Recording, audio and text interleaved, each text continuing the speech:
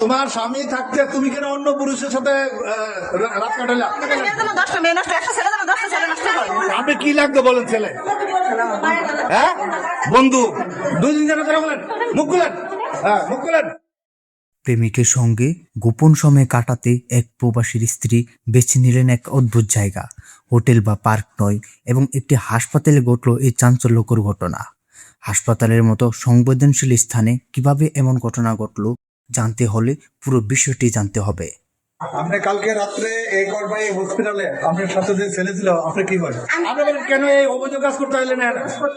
এখানে আমাদের পরিবেশটা নষ্ট করছেন। যারা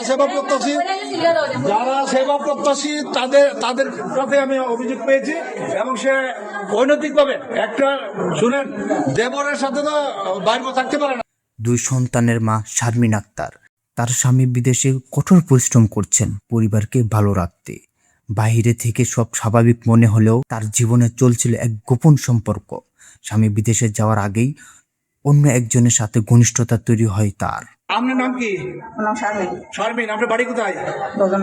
দোজানগর। তা আপনি ওই যে ছেলেটা ছিল তার নাম কি বলেন? ছেলেটার নাম কি? আপনাদের সাক্ষাৎকার নেব।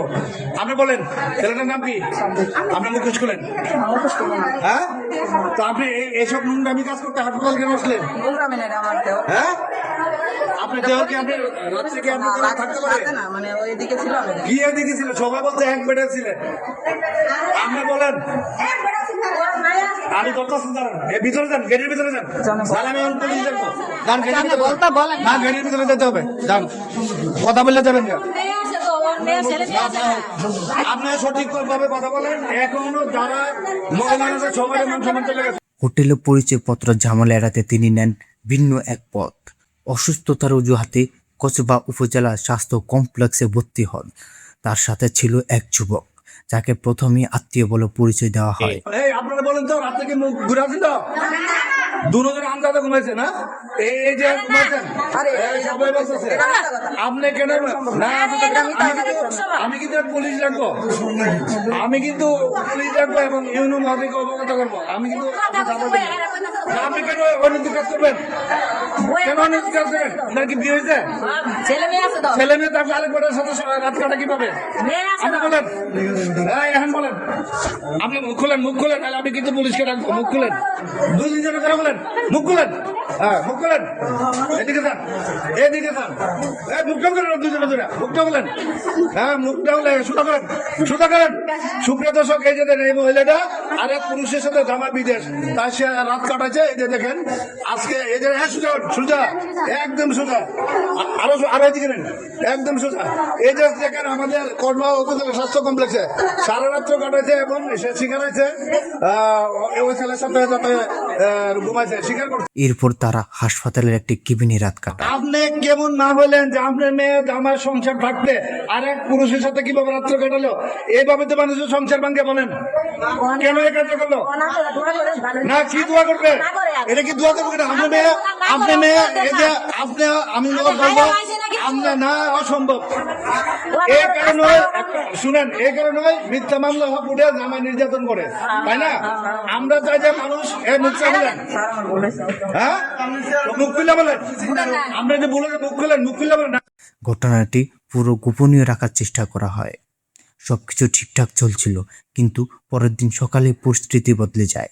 রিলিজ নেওয়ার সময় হাসপাতালের কর্তৃপক্ষের সন্দেহ হয় প্রশ্নের মুখে সেই যুবক অস্বাভাবিক আচরণ করে এবং সবার সামনে থেকে পালিয়ে যায়। আপনি কি লাগতো বলেন ছেলে? হ্যাঁ বন্ধু, একটা ইসলামের দৃষ্টিতে হচ্ছে কোন মহিলাদের পুরুষ বন্ধু হইতে পারে না। আপনি কেন জামাই থাকতে আরেক পুরুষকে বন্ধু বানালেন? বলেন, আপনার জামাই কি বিদেশ না দেশে? বাইরে। এই যে কলঙ্কটা করলেন, আমি কিন্তু আপনার দশজনের সব চিনি, কিন্তু আপনি কিন্তু ছাড় পাবেন না। আমি ওখানে গিয়ে এবারে বলবো। পরিস্থিতি সামলাতে শারমিন তার মাকে ডাকেন। তার মা এসে প্রথমে জানান ওই ব্যক্তি নাকি তার দেবর, কিন্তু প্রশ্ন ওঠে একজন দেবর কেন একই কেবিনে রাত কাটাবে? পাশের কেবিনের লোকজন জানান তারা দুজনকে সারা রাত একসঙ্গে দেখেছে।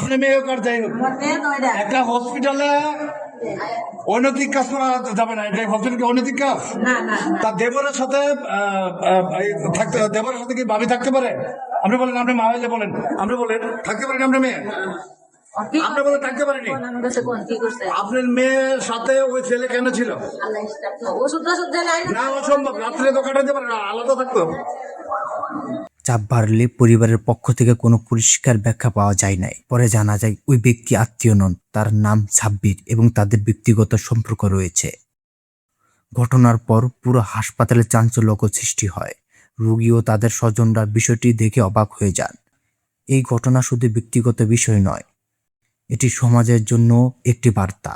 বিশ্বাস, দায়িত্ব ও সম্পর্ক মূল্য হারালে ক্ষতি শুধু একজনের নয়, পুরো পরিবারের উপর প্রভাব পড়ে। তোমার স্বামী থাকতে তুমি কেন অন্য পুরুষের সাথে আমি বলতে চাই, এটা কি সঠিক নেই বলেন? 100% ছেলে বলছে আমার। এই ঘটনা কি সঠিক কিনা বলেন? আচ্ছা, এটা কি সঠিক কিনা বলেন? বলেন সঠিক কিনা? এটা সঠিক বিচার চান? আপনার সঠিক বিচার চান কিনা? আচ্ছা, নাম্বারটা বলুন।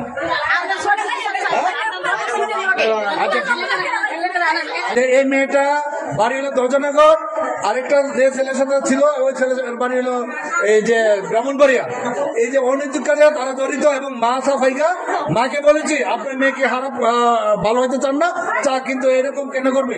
আমরা চাই যারা সেবা প্রত্যাশী আমরা আমাদের ইয়াতে আসবে তারা যাতে ভালোভাবে সেবা নিতে পারে, এসব কাজ যাতে বন্ধ